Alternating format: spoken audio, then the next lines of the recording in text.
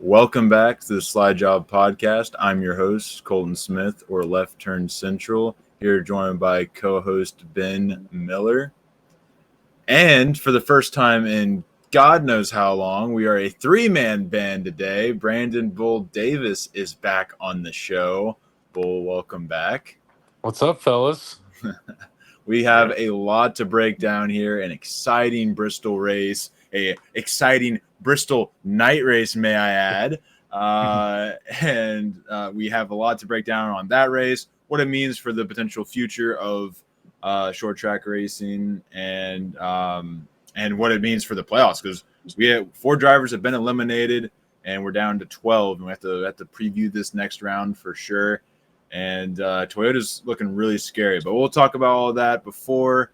Let's go ahead and Bull, how are you doing today? Great. Had a great day today. Won a little chunk of change on some NFL football. Got to watch a few games and now ready to talk some NASCAR. How about you, Ben?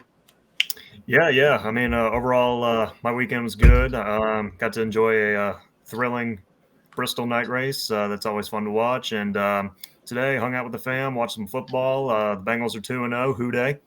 And also, I got to give a shout out to Travis Hunter. Thank you for that penalty to give the Bengals. That's give a Heisman. Give the Bengals Heisman more guy time right on there. Yeah, for sure. But yeah, I mean, overall, good weekend. I mean, that win, bittersweet, but we'll see what happens down the road. I mean, just sucks that Burrow went down. Yeah, and the last team I would want to face after. No, we don't need to talk about football, but we can talk about that later. Anyways, I'm actually going to go change my my outfit in honor of Travis Hunter here in a moment. So I'll let Ben. I know you had a race review to go over, so you go ahead and take that, and I'll be right back. All right, sounds good. All right, so the Bristol recap. Getting into our top 10 results here, we got Christopher Bell getting the win, first win since he got the three-peat back in March, so 4th win of the year. Brad Keselowski coming in second, Zane Smith in third, Ryan Blaney in 4th, Joey Logano in 5th, and Corey Heim in 6th. Carson Hocevar in 7th, Alex Bowman in 8th, Chase Briscoe in 9th, and rounding up the top 10 is Ty Gibbs. And some notable drivers to point out, well, typically our playoff drivers, William Byron coming in 12th, Tyler Reddick in 15th, Ross Chastain 19th, Shane Van Gisbergen in 26th, Austin Dillon in 28th, Austin Cindric in 30th, Denny Hamlin in 31st, Kyle Larson 32nd, Bubba Wallace in 34th, Chase Elliott in 38th. And for the 3rd week in a row, Josh Berry finishing in dead last in 39th. And just getting into the race recap, as AJ Allmendinger leads the field to green. And then as we get to lap 24, Ty Gibbs passes Allmendinger to take the lead for the first time tonight. And more trouble for Josh Berry on lap 75. I mean, the rough playoff stretch continues for driver 21 as he had a fire on the right front. And then, unfortunately, that was the end of his night, and his playoff hopes are over. And then as we get into lap 100, another playoff driver in trouble as Alex Bowman spins after contact from Riley Herbst. And then lap 124, we saw a great battle at the end of stage 1 between Ty Gibbs and Ryan Blaney while in traffic. But at the end, it was Ryan Blaney winning stage 1 in a photo finish over Ty Gibbs. And as we get into lap 135, Kyle Larson heads to pit road with the hood up and gets a speeding penalty later after that. And then as we get into stage 2, Bubba Wallace goes from 3rd to 1st on the restart. And a couple laps later on lap 147, Ricky Stenhouse Jr. spins down the front stretch after contact from Riley Herbst. And we get more into this race. Carson Hocevar takes the lead from Alex Bowman. And then lap 238, SVG spins in turn 3 after contact from William Byron. And then at the end of stage 2, it was Ryan Blaney versus Ty Gibbs for the second time. But this time, roles reversed. Ty Gibbs outlasts Ryan Blaney to win stage 2. And then just getting into our final stage, SVG spins for the second time tonight, and then later Cole Custer spins in turn 3 after contact with Ty Dillon. And then, man, it was pretty much a caution fest this whole night. I mean, Noah Gregson spins after contact from his RFM or front row racing teammate Todd Gilliland, and then lap 310, Colton, I know you probably don't want to hear this, but Chase Elliott spins and hits the wall after getting hit from John Hunter Nemechek, looking like his playoff chances were pretty much over. I mean, a lot of Elliott fans were at the edge of their seats. And then Stenhouse spins after contact from Bubba Wallace on lap 354, and then Larson has an issue. Rough night for Larson continues as he has an issue and spins coming to pit road, and then Denny Hamlin, another playoff driver, having a rough night as he loses a right front wheel collecting AJ Allmendinger in turn 3, and then with 85 laps to go, we saw a battle between JGR teammates Ty Gibbs and Chase Briscoe for the lead, and the question was this going to be the night for Ty Gibbs to get that first career win after 115 starts? And then with 66 laps to go, Ty Gibbs locks up the brakes and misses pit road, costing him that first win. Very unfortunate. And then 44 laps to go, we see Austin Cindric has a fire on the right front. The crew was struggling to get the fire out, and then during that time, he was losing a lot of points. And then 34 to go, Carson Hocevar leads after passing Keselowski, another driver that was looking to get that first career win. And 13 to go, Keselowski gets into Custer, and Cole Custer sending him into Bubba Wallace, and Wallace smacks the wall. And then with 5 to go, on the front row, it was Carson Hocevar and Zane Smith. I mean, looking like we were going to get a first-time winner. But at the end, it was Christopher Bell who put the bumper to Zane Smith and sending him up the track, takes the lead. And then on the final lap, Keselowski tries the bump and run, but does not work. And Bell was able to hang on, and he is our winner at Bristol, 4th win of the year. And our drivers eliminated were SVG, Josh Berry, Austin Dillon, and Alex Bowman. But, man, I mean, what a race, guys. What a race. I mean, what did you guys think? Well, I'll let you start. I loved everything about this race, except for one thing, which we'll get to later. It was short track racing. I mean, you've seen a couple bump and runs. It was the night race. This is my favorite race of the year. No matter what, this is always my favorite race of the year. I love the environment. It was also the first NASCAR race I got to go to, probably 10 years ago. So that always makes it a more special event to me. But just the atmosphere there, Bristol, it's always an amazing track. Puts on a great race most of the time. I know we've seen a couple snooze fest, but it's short track racing, high banked, fast oval. It doesn't get much better in my opinion to me. And Saturday night took the cake for me. I loved everything about it. One thing I do want to mention, you mentioned I felt so bad for Josh Berry this playoffs, and I thought that race, the way that race was going to play out, he was going to have it be in contention to win. And when I saw that fire, that honestly scared me a little bit. The way that filled up with smoke so fast, he couldn't even see to get into his pit stall. So I felt really bad for him. I thought he was going to be in contention to win that race. That's what he's known for: short track racing, being able to save your tires. And I thought he was going to be in contention. Yeah, I agree. The one thing that I'll note on that is also when he pulled into his pit stall, they were like gonna try and jack up the car. Like, it's on fire. He can't see. Why are we trying to make this work? Get him out of the car. Maybe just a miscommunication somewhere along the line on that, but still very dangerous situation. NASCAR. I know you're listening. I know you watch. You have to, right? Listen, please Bring this tire to Martinsville. I will be there. I will be seated watching this race. I want this. Why wasn't this here when I was at Bristol last year? I had to watch Kyle Larson dominate, and I loved it because it was being at Bristol. It was at night. It was still a fun time. But, man, would I have been going crazy if I was at the track watching this race. Long race, a lot of cautions. I maybe would have dozed off a time or two during the cautions, but, it is what it is. But, yeah, please bring this tire. I thought the really cool part was all the rubber.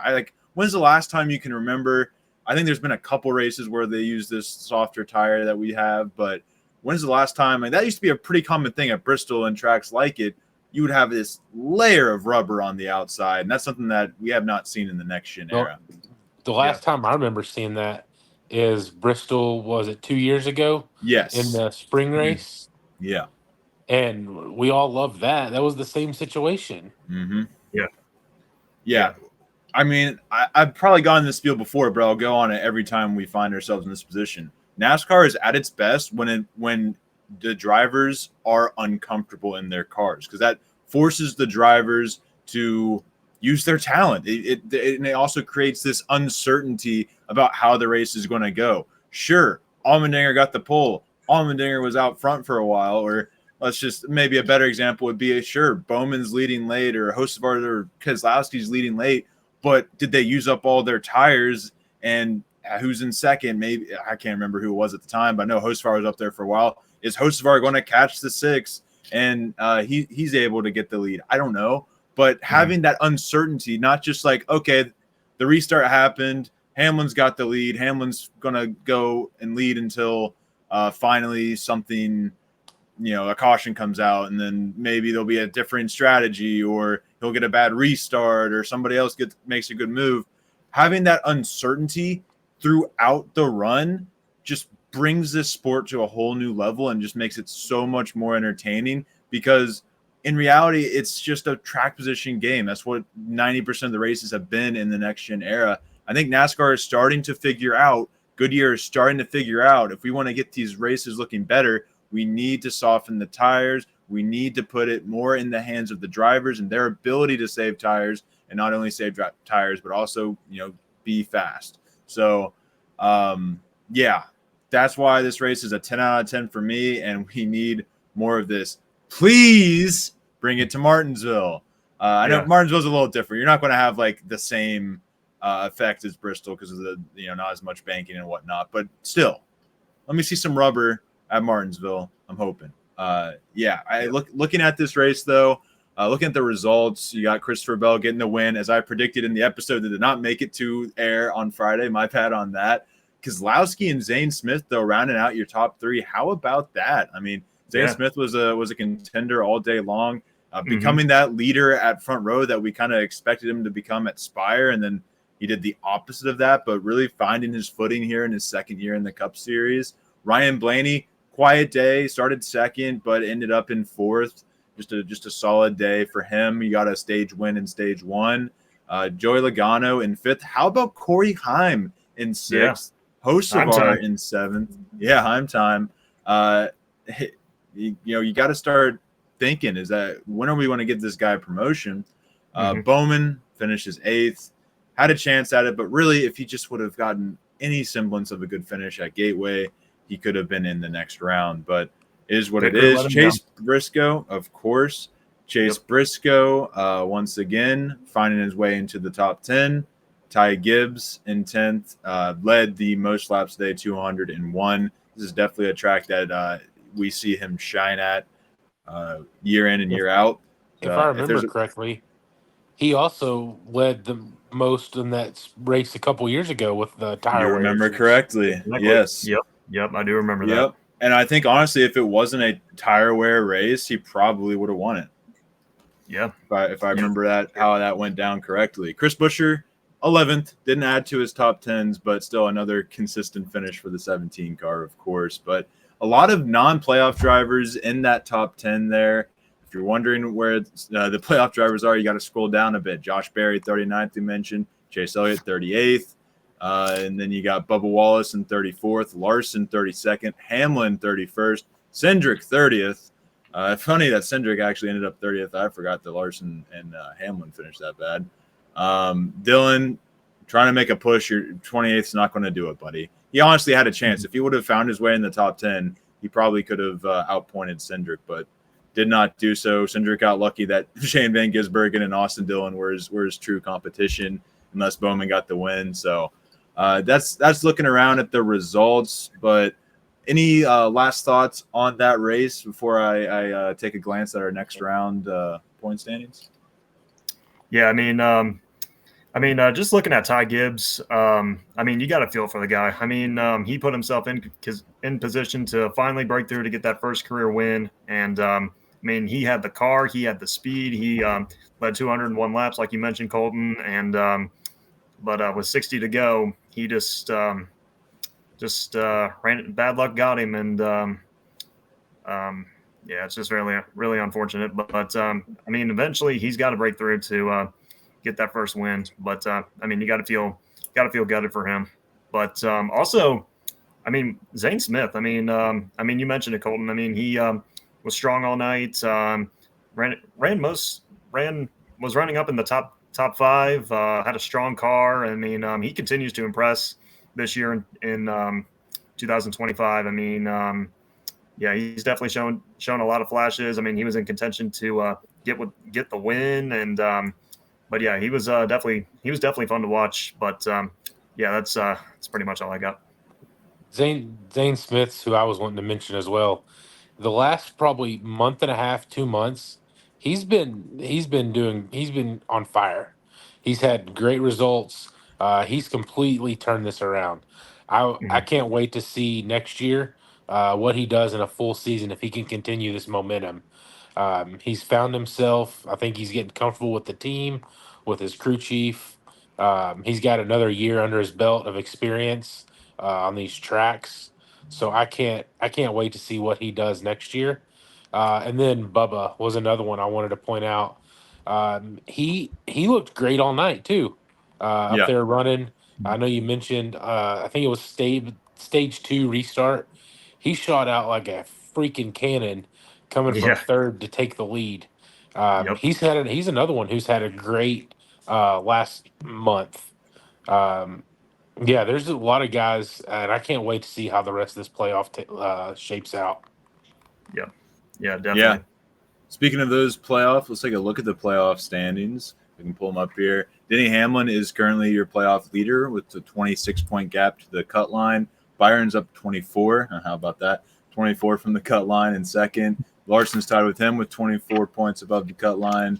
20 points for Christopher Bell as well. That's odd. Blaney, 19 above the cut line. Briscoe, 10 points. Elliott, 5 points. And Bubba Wallace will go in with a 1-point advantage above the cut line to New Hampshire. Austin Cindric, Joey Logano, and Ross Chastain and Tyler Reddick are your ones currently below the cut line. This is just how the playoff points play out. And looking at how this round schedules up, we have New Hampshire as the next race. And then after that, we have Kansas and then Charlotte Roval to wrap it up. I like New Hampshire for another Toyota dominant race. We're going to talk about it a little bit later, but Toyota has been dominant in this first round.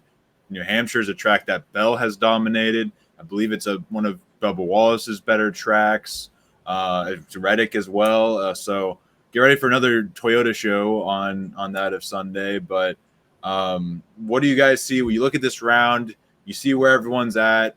What do you think? What do you think when you see the next round? Sorry, words are hard, I guess. Bull.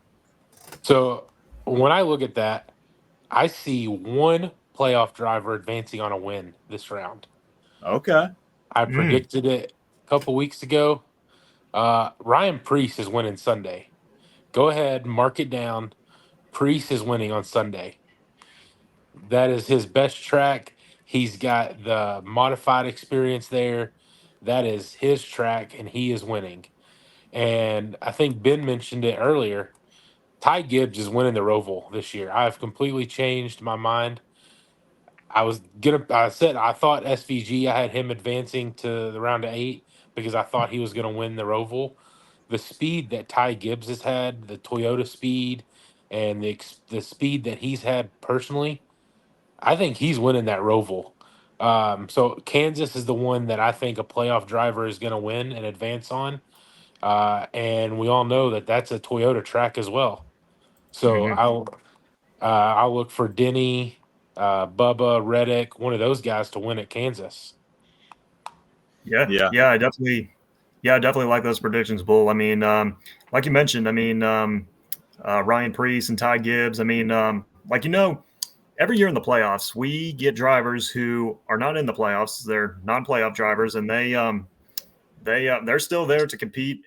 They're still there to compete for wins. And yeah, I can definitely see Ryan Preece pulling out a win. I mean, home track, got the modified experience, like you mentioned. But just looking at the playoff side, though, we get starting with New Hampshire.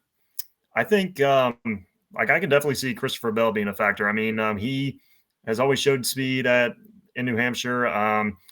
Always up front, always leading laps, and yeah, I definitely feel like with this win, he's going to continue the momentum as we head into New Hampshire and try to get the lobster for the second year in a row. And just looking at Kansas, I mean, it's been a good track for 2311. I could definitely see Bubba Wallace being a factor, seeing Denny Hamlin be a factor, and also Tyler Reddick.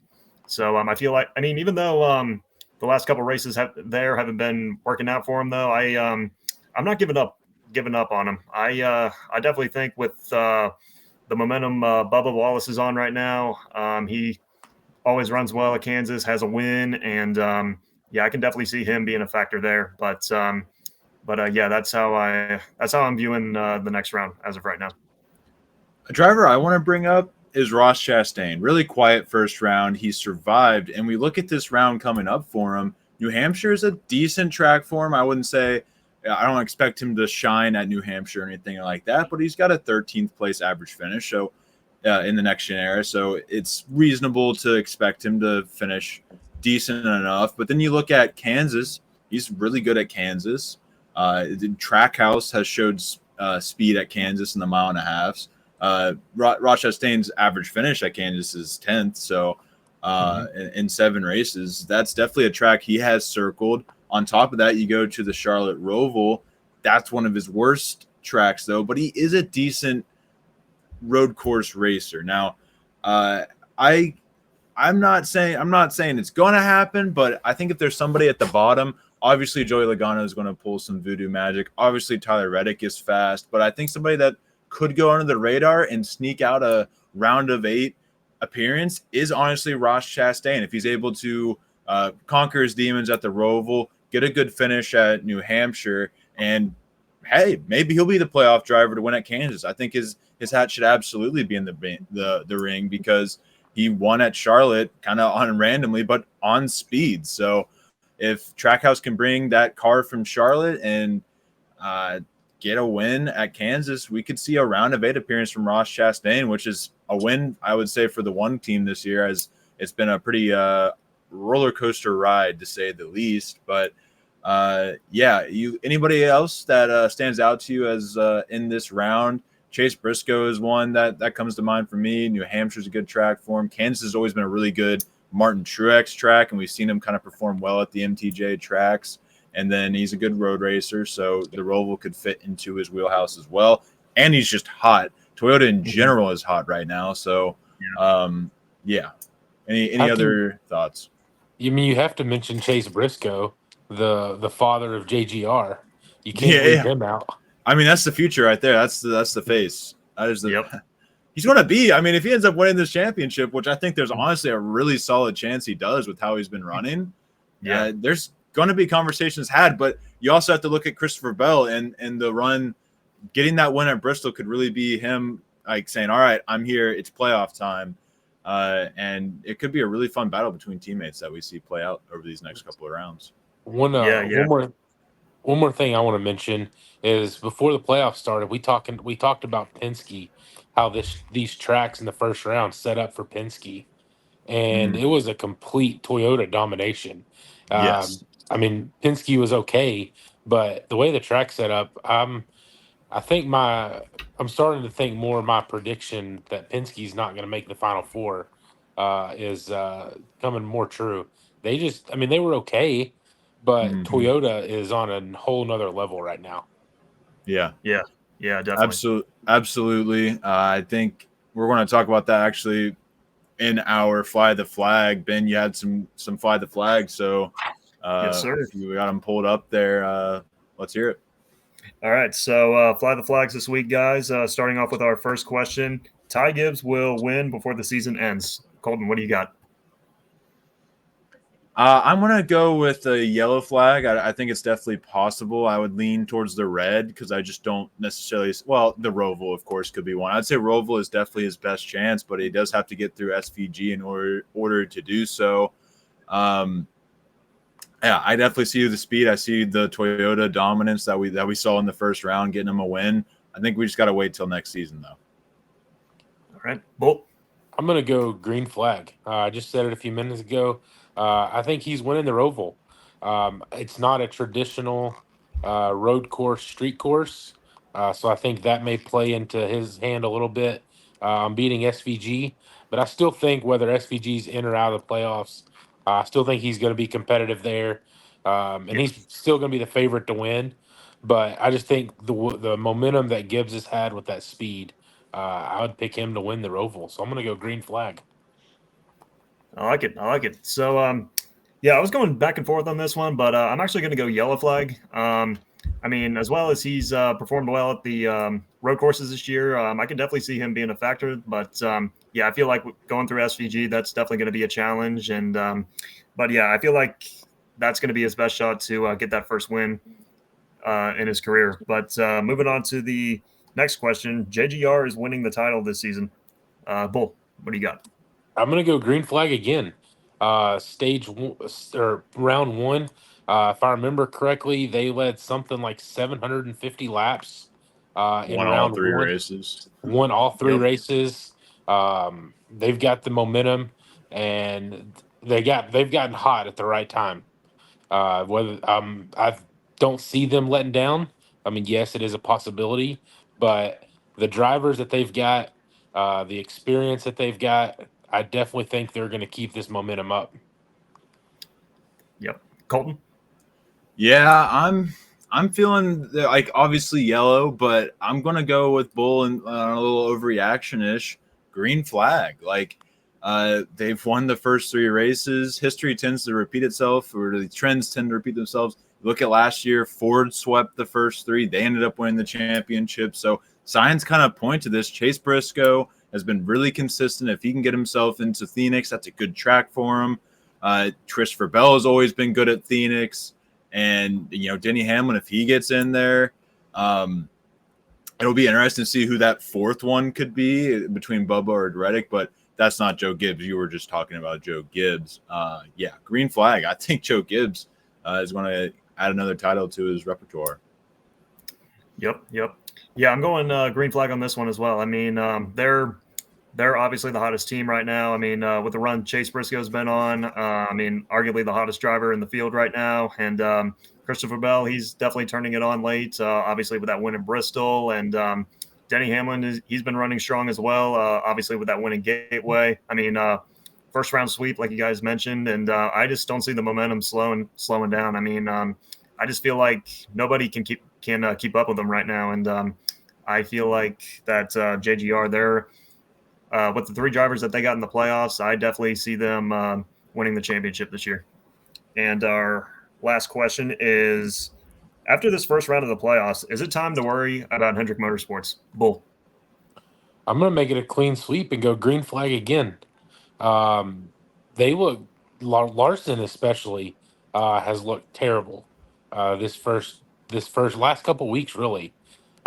He's just not been good. They're having issues, mechanical issues, bad luck. So I'm gonna go green flag as well. I'm waving the green flag, not only for that of Hendrick, but just Chevy in general. If you look at the manufacturers through the first round, Toyota had 16 top 10s of the 30 possible top 10 positions. Ford had 8, and Chevy had just 6 top 10 finishes across the first 3 races. Hendrick only accounted for, let me double check, 2 of them, actually, just 2 of them. 2 top 10 finishes for Hendrick in the first 3 races. That is a collapse we have not seen from Hendrick before. And the thing about the playoffs is it's really about raising that level of competition. That's what Penske does or has done in recent years is they raise that speed. And they were average, but Joe Gibbs, 2311, they have raised their performance in the playoffs. And that's why the trends look to go towards Toyota getting this championship. And I think we absolutely need to hit the panic button for Hendrick Motorsports because there's a world where they could honestly, I would assume Larson or Byron make it to the round of 8, but I could see one of those two having a collapse. Larson is having a really rough time. And I don't see Chase Elliott making it to the next round unless he's able to pull out a win at the Roval like good old times. So, yeah, it's looking ugly there. There's no race winning speed, even when they don't have issues. Bowman, honestly, probably had the best performance of anyone. I guess Chase did finish 3rd, but really the only time they had race winning speed was when Bowman was competing for the win at the end there at Bristol. So, yeah, panic button pressed. Yep. I'm with you guys. I mean, I'm going green flag as well. I mean, just looking at this, looking at the beginning of the playoffs, I mean, not a single Hendrick driver has showed up. I mean, Larson was having issues. William Byron not showing speed. Elliott having issues. Bowman having issues. I mean, I thought going into these playoffs, I thought that Hendrick, they were going to flip the switch around and get back to the team that we're used to seeing, like running up front, showing the speed, competing for wins. And obviously, we just haven't seen that in these first 3 races. And just going on William Byron a little bit, I mean, he was my pick to win the championship. And right now, he's not showing any type of championship possibilities. So, yeah, I'm worried about Hendrick Motorsports right now after this first round because I don't see them winning any races. They're not the team that we're used to seeing right now, and yeah, it's definitely concerning. So, green flag. Yep, and that is our fly the flag. So we're definitely taking up some time here. I'll go ahead and move on to our overreactions section. I'll kick it off by saying the Bristol Night Race needs to be a part of the 4-race championship that has been, rumored to be the format that is coming up. I think that Martinsville is a fine and probably the more reasonable one because they have that date typically as one of the last 4 races. But I think the Bristol Night Race should be. Imagine this race with championship implications on mine. Technically, yes, there are championship implications on the race, but serious championship implications. Doesn't have to be the last race. Could be the opener. It'd be a cool place to open it up. I think Bristol is just not – I haven't been to Martinsville. I'm going to be to Martinsville soon, so maybe I'll go to Martinsville and find the exact same thing. Think, oh, yeah, this is a great town to host a playoff race. But I think Bristol's got that aura. It's got the spot. And you can just alternate. I think you could go Martinsville one year, Bristol the other year. But I think the Bristol Night Race should be in that championship for it. It's because I'm a huge Bristol fan. Yeah. I love that idea, Colton, and I think Definitely. they need to do a 4-round for the championship and have one of every style of track. Like have one short track, 1.5 miles, throw in a road course and throw in Atlanta. No. No. as your final 4 races. No.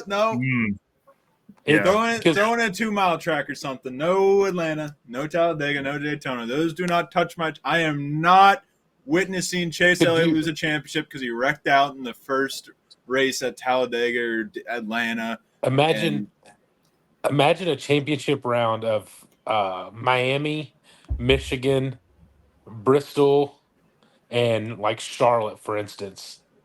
Yeah. Okay, you've talked me there. That is fine with me.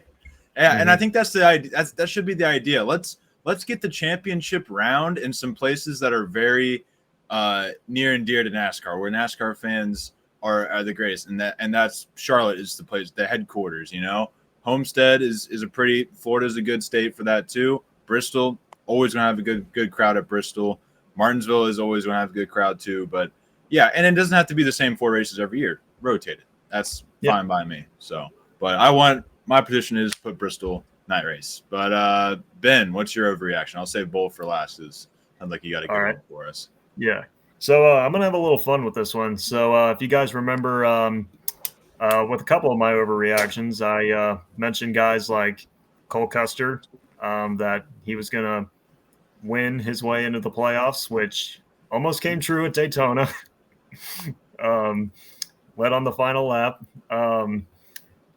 Words are hard right now, but and also my second one was staring into your soul because you're about to get ripped. Because I have a feeling I know where this is going. yeah.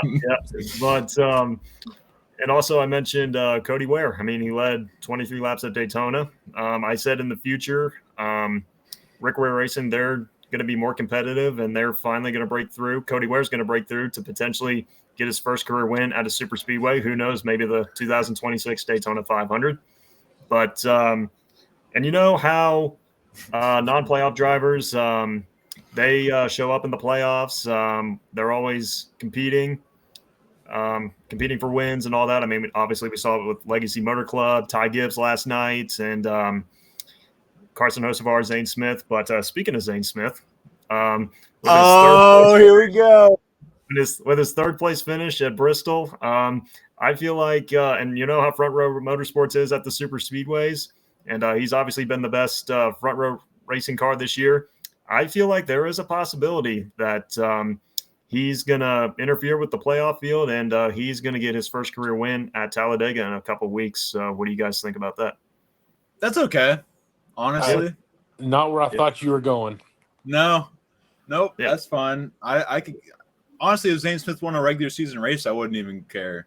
But it's when we get into the Cody Wares and the Cole Custers, you know, the Nepo that's babies. Where we got to draw the line. That's when a line is drawn, and I'm like, all right, Ben. Yeah. Why are we using our golden horseshoe on these guys?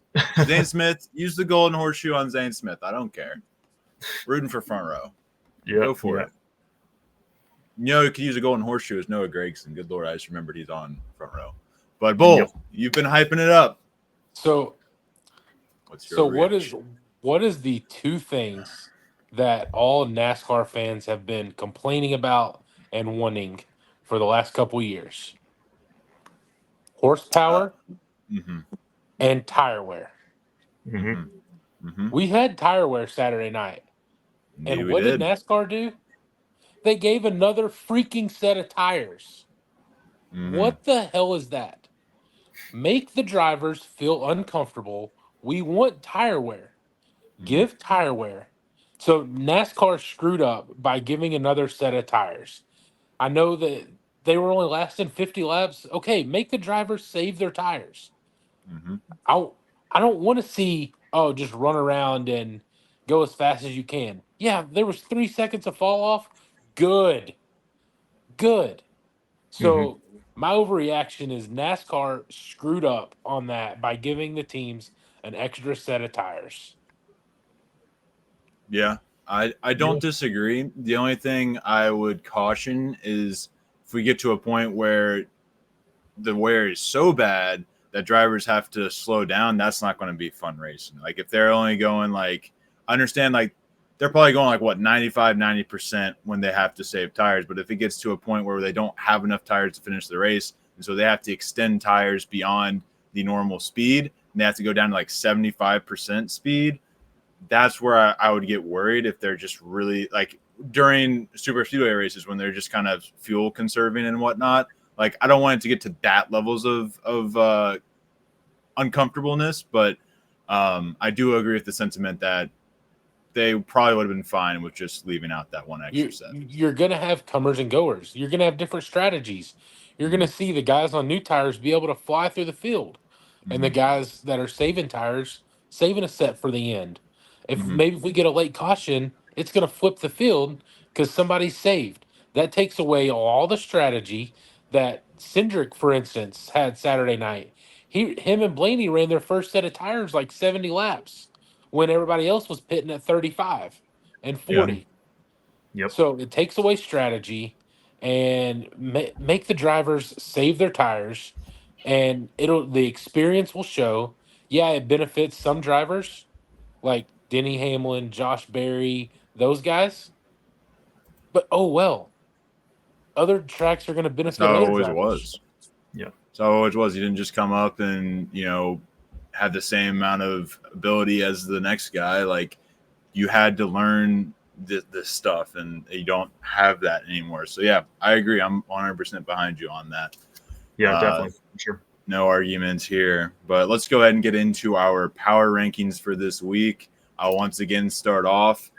At number 5, I have any Toyota. You get to pick a Toyota. You can also pick Zane Smith if you want. I don't know. There's so many. It's kind of a revolving door. Not a lot of playoff drivers finished well, so I didn't want to give it to any of those guys who didn't finish too hot. And then Toyota's just been hot, so you can fill it in. It could be Corey Heim if you want. I'll say Corey Heim. Why not? 6th place finish. Will he be here next week? I don't think so. He's not a full-time driver, but shout out Corey Heim. You get my number 5 on the power rankings because why not? At number 4, I have Ryan Blaney. Got a 4th place finish here yesterday, or I guess 2 days now. He's also had a good finish at Gateway as well. Honestly, might have had a race-winning car. He actually finished 4th again at Gateway. So 2 really good finishes for Blaney. Remember, he won the Daytona race just before the playoffs, so he's still kind of riding off of that momentum. And if there is a Penske car that's going to break Bull's prediction, I think it'll be Ryan Blaney. I think we can all agree on that. So going into not necessarily a round I would circle for Blaney, not an outstanding road course racer. Kansas could definitely be a good track for him, and New Hampshire is a short track. He's a Ford, so he could definitely do well there. But he's also got the playoff points to help him out. But he's there at number 4 for me. Denny Hamlin did finish very poorly, but he's currently the top in the point standings right now. He had a win at Gateway, so he gets to stay on my power rankings at number 3. At number 2, I have Chase Briscoe, winner at Darlington, 2nd place at Gateway, and a top 10 at Bristol. Cannot ask for a better round out of the 19 outside of just winning every race, which honestly he probably could have if things fell his way. So Chase Briscoe, that's my number 2. But I'm going number 1, Christopher Bell. And the reason I go with that, getting the win at Bristol, getting his 4th win, or technically 5th win of the season, but 4th regular season win of the season.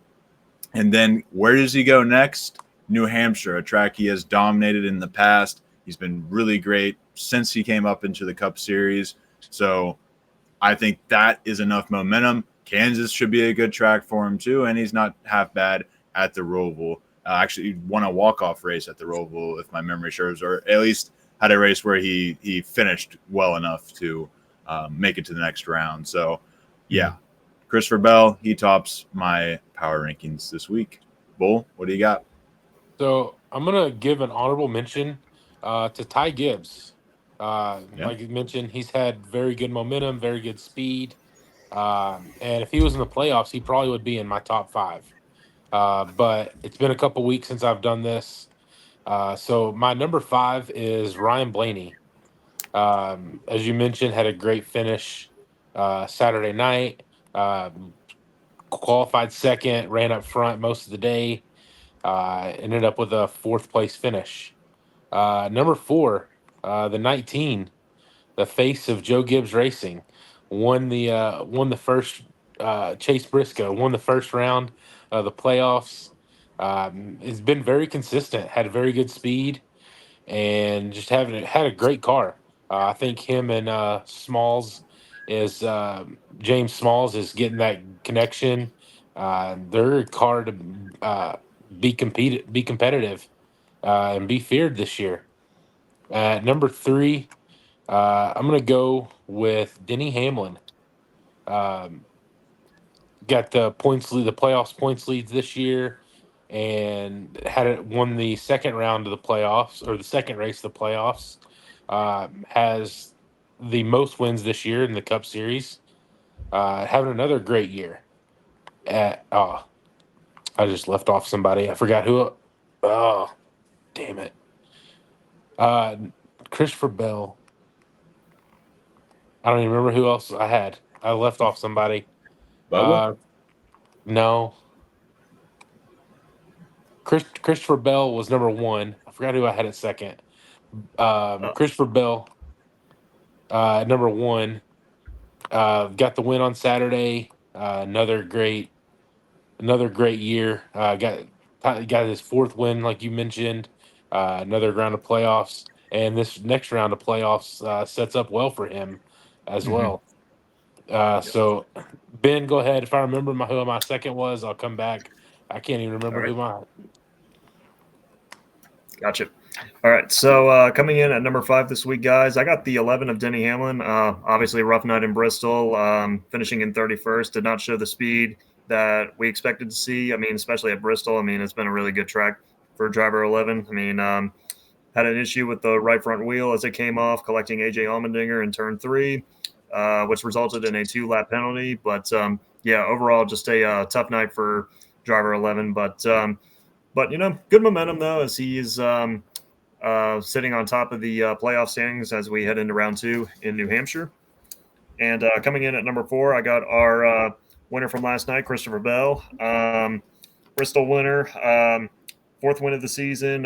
Wasn't the prettiest night for Bell, but he was in the right spot at the right time, especially on that last restart, getting the putting the bumper to Zane Smith and then driving through to get the win. I mean, yeah, I mean, like you guys mentioned, great tracks for him as we head into the round of 12. I mean, always a beast at New Hampshire, runs really well at Kansas, and he has a win at the Roval. So, yeah, it's definitely going to be fun to see what Sebo can do in the next round. So keep an eye out for him. I feel like they're making a comeback. And coming in at number 3, I got the 23 of Bubba Wallace.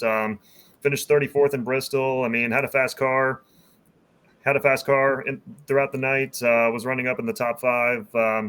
But he continues to bring some great race cars to the racetrack and continues to show a lot of flashes despite a tough ending. But I'm not really concerned about driver 23. He'll put that night behind him and he'll move forward because I'm definitely liking what I'm seeing right now out of Bubba and the 23 team.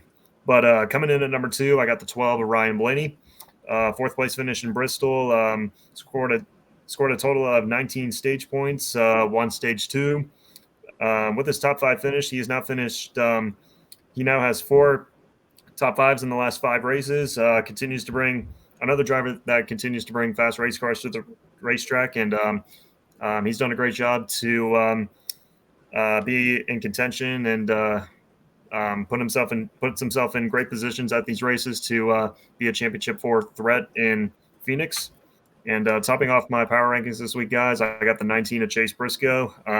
9th place finish in Bristol. Had a fast car throughout the night. Led 127 laps. I mean, obviously he continues to flex on the field. I mean, overall, big win for Briscoe after starting in 31st. I mean, to have a fast car like that, leading 127 laps, I mean, that's a win in my book, and to get a 9th place finish. So, yeah, that tops off my power rankings this week after Bristol. Good stuff. Good stuff. I think that's all we got for today. Any last words? Bull, you already gave your winner pick. I don't know if you noticed that. Ryan Preece is your winner pick. But anything you'd like to add before we wrap up the show? I think we pretty much covered it. Just a great race we had. Very excited to see what we got going on the next couple weeks. Can't wait to see how this championship 4 shapes up. Yeah, Ben? definitely. I mean, yeah, overall, just a fantastic race in Bristol. I mean, especially with the tire wear. I mean, we saw a lot of close racing, a lot of aggressive racing, a lot of bump and runs, and potentially could have saw a first-time winner between Ty Gibbs, Carson Osevar, and Zane Smith. I mean, that's always fun to watch. But, yeah, overall, just can't wait to see what we got in the round of 12. It's definitely going to be fun to watch as we got 3 great racetracks coming up. So, yeah, I'll definitely be tuned in for sure. Absolutely, absolutely. Well, we'll see you all on Friday. There's a lot of stuff that came out with the Bob Walker's posting on the lawsuit. A lot of stuff came out with that. Didn't see that until just before the show. We'll save that for Friday. We'll dive into as much as we can as legal professionals quote unquote. But we'll look into that and talk about that as our big news bulletin for Friday. So be sure to come back on Friday for that. And yeah, thank you, Bull, for coming on the show. Thank you, Ben, for coming on to the show. Be sure to follow Bull at bull_81818. That's it. That's correct. It's been a minute. And at Ben Miller at Ben Miller PXP. Check us out. Check me at LFC__99 on Twitter. And then also check out the CX Podcast Network on Twitter. Check us out on Apple Podcasts, Amazon Music, and Spotify. The audio podcast will be on there. And yeah, I think that's it. So we'll see you guys in the next one. Peace.